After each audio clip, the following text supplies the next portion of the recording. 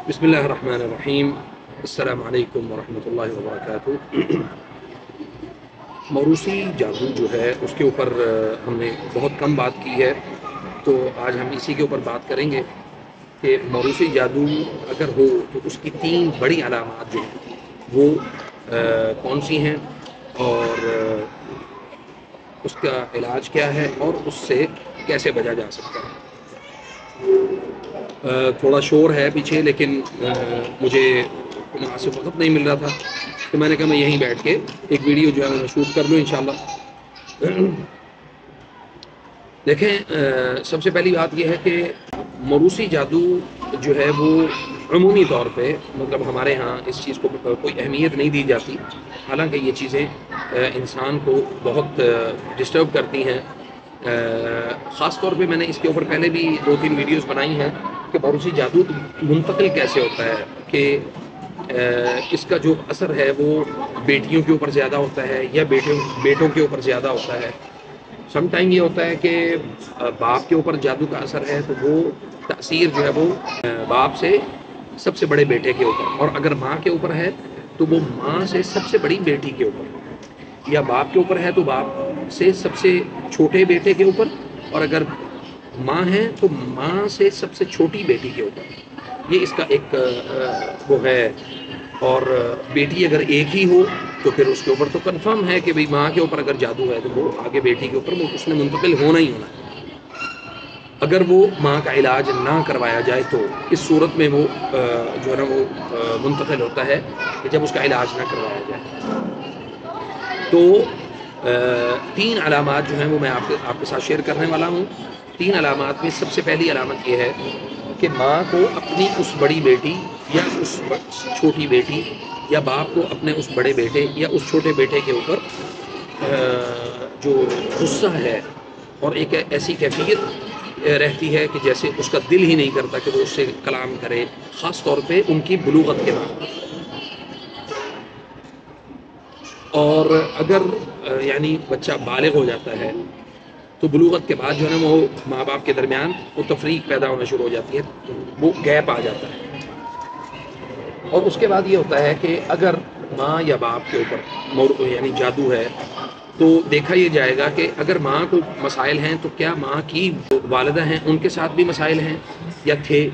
और अगर उनके साथ मसाइल थे तो आया उन्होंने अगर इसका इलाज किया तो वो किस तरीके से इलाज किया है। तो ये चीज़ें जो है ना वो यानी लाजमी उनका आपस में रब्त होता है, ताल्लुक है। अब देखा ये जाएगा कि आया उस यानी माँ के ऊपर जो जादू था वो उसकी ज़िंदगी में मुंतकिल हुआ है या उसकी ज़िंदगी के बाद मुंतकिल हुआ है। वो कैसे पता चलेगा कि जब जब उसकी वालिदा के साथ यानी मसाइल हैं, उसने बड़ी बेटी ने अपनी ज़िंदगी में देखा कि भाई मेरी माँ के साथ मसाइल थे, तो वो मसाइल वो मेरी वालिदा के साथ वो मुंतकिल हुए, और वो कैसे मुंतकिल हुए, वो क्यों कर मुंतकिल हुए, उनके मुंतकिल होने की वजूहात क्या थी। तो उसमें एक बड़ी जो दलील है वो ये है कि अगर माँ की ज़िंदगी में बाप यानी माँ और बेटी के दरमियान तफरीक रहे, और ख़ास तौर पे माँ को अपनी बेटी के ऊपर मगरिब असर और मगरिब के दरमियान गुस्से की हिजान की कैफियत उसकी ज़्यादा हो, तो ये दलील है इस बात की कि माँ जो है वो मुतासर है। और अक्सर ये नहीं कि भी एक आधी दफ़ा नोट किया जाए, इस चीज़ को अक्सर नोट किया जाएगा कि माँ और बेटी के साथ किन औकात में जो है ना वो झगड़ा होता है। हालांकि कोई माँ नहीं चाहती कि उसकी बेटी के साथ इस तरह का कोई मामला हो, और इसी तरह बाप के मामलात हैं, बाप का भी जो मामला है वो ख़ास तौर पे जो ذکور हैं यानी बेटे हैं उनके साथ उनका मामला कैसा है, तो ये भी नोट किया जाएगा। और दूसरी अलामत इसकी ये है कि माँ और बेटी या बाप और बेटा जो है वो इकट्ठे बैठ के एक जगह पे खाना जो है वो खाना उनके लिए बहुत मुश्किल है। वो जैसे ही मतलब खाने की टेबल पे आएंगे तो उनके दरमियान आपस में कोई ना कोई झगड़ा होगा, और वो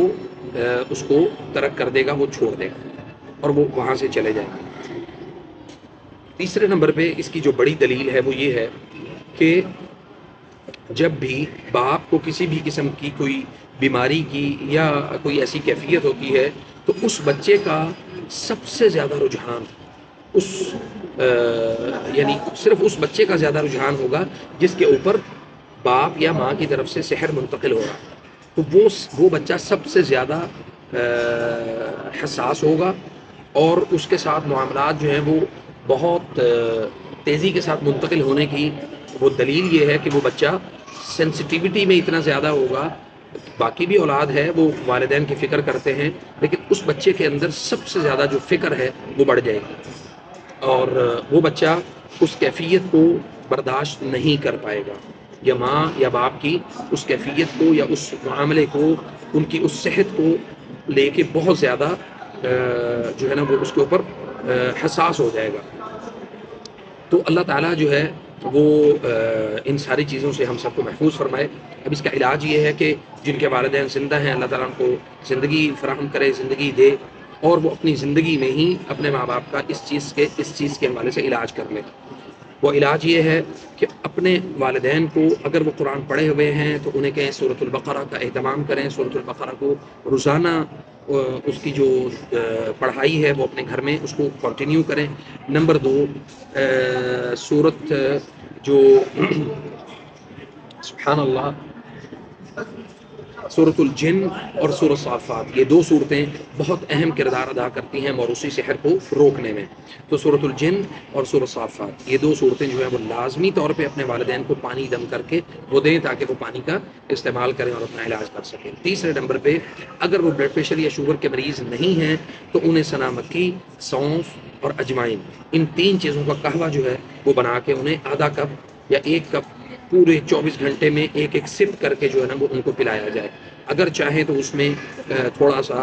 ادرک کا استعمال کر سکتے ہیں، اور شہد کا استعمال کر سکتے ہیں۔ اور آخر میں آپ کو یہ کہوں گا کہ اگر اس طرح کا کوئی معاملہ ہے تو وہ والدین اپنے ان بچوں کو جو خاص طور پہ بلوغت میں داخل ہو چکے ہیں، اپنے بچوں کو اپنے وضو کے پانی سے ضرور نہلائیں، اور اپنے وضو کا پانی اپنے بچوں کو ضرور فراہم کریں تاکہ وہ علاج میں ان کے لیے آسانی ہو یا ان کی طرف آگے منتقل نہ ہو۔ اللہ تعالیٰ ہمیں ان ساری چیزوں کو سمجھنے کے اللہ تعالیٰ ہمیں توفیق عطا فرمائے۔ امید کرتا ہوں انشاءاللہ باذن اللہ آپ کو یہ ویڈیو پسند آئی ہوگی۔ ویڈیو کو لائک بھی کریں، شیئر بھی کریں اور